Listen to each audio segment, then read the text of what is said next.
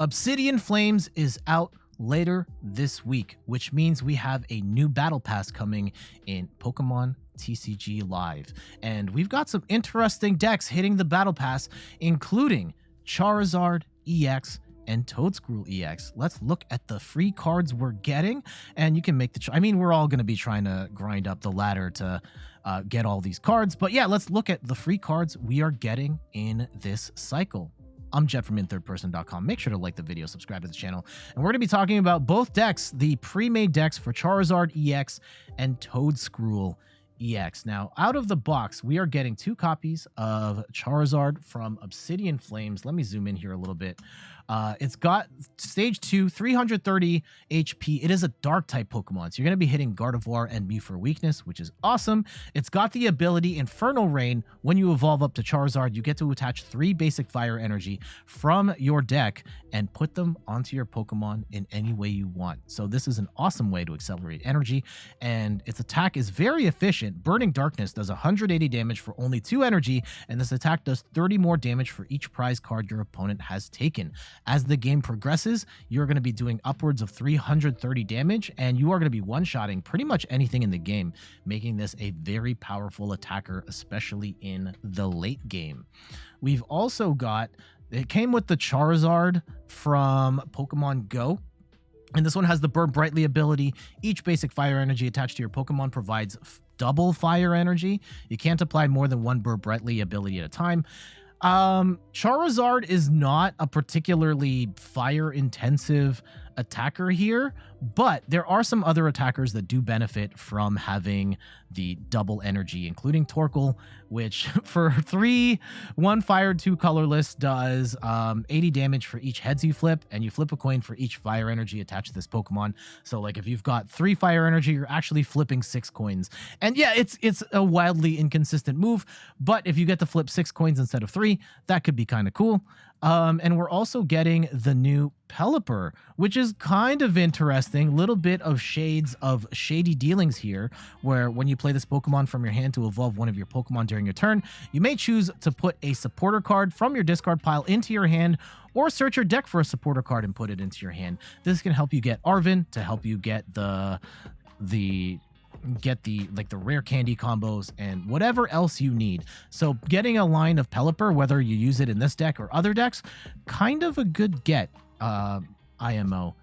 We also have the cards that as you work through the battle pass, you'll be unlocking some other cards, including a 3rd copy of Charizard EX, also getting a copy of Radiant Charizard with the Excited Heart ability, where this Pokemon's attacks cost 1 colorless less for each prize card your opponent's taken.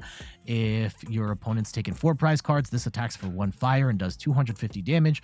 Or if you've got the other Pokemon Go Charizard set up, then it's like even easier to set this up, which is pretty cool.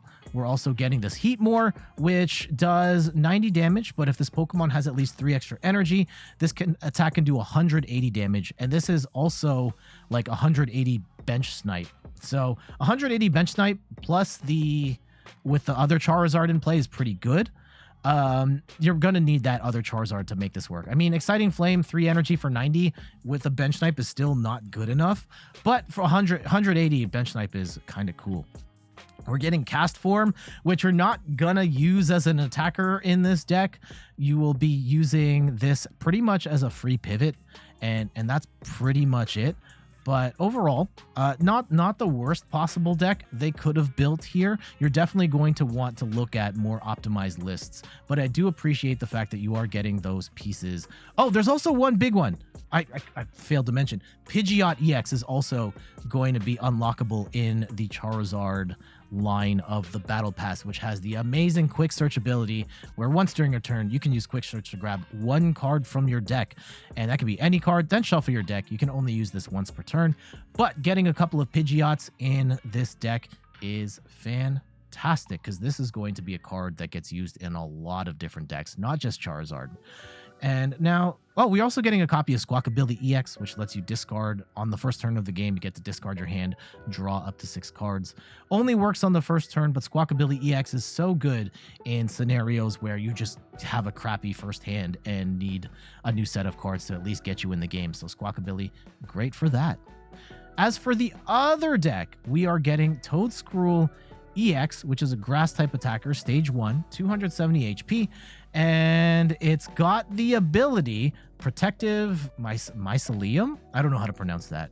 It prevents all effects of attacks used by your opponent's Pokemon done to all of your Pokemon that have energy attached. So stuff like Sableye's Lost Mine. If you've got Pokemon on the bench that have energy, they cannot get hit by Sableye, which is pretty great.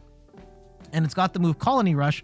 For 2 grass energy, does 80 damage, and this attack does 40 more damage for each of your bench Pokemon that has any grass energy on it.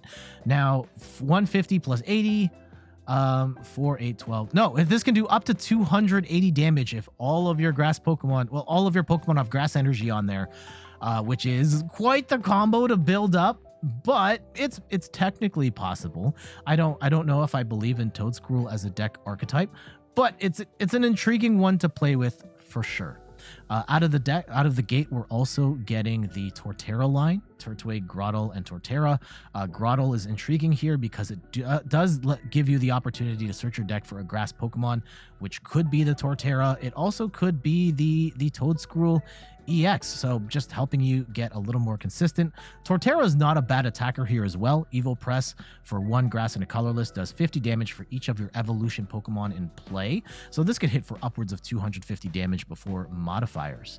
And the deck at the start also comes with Cherrim, which lets you grab it lets you attach grass energy from your hand to one of your Pokemon that doesn't have a rule box. So you can't charge Toedscruel, but you can charge your bench Pokemon with Cherrim. So this could be used to either charge up Torterra or just to get grass energy on your other bench Pokemon to protect them from effects like Sableye's Lost Mine.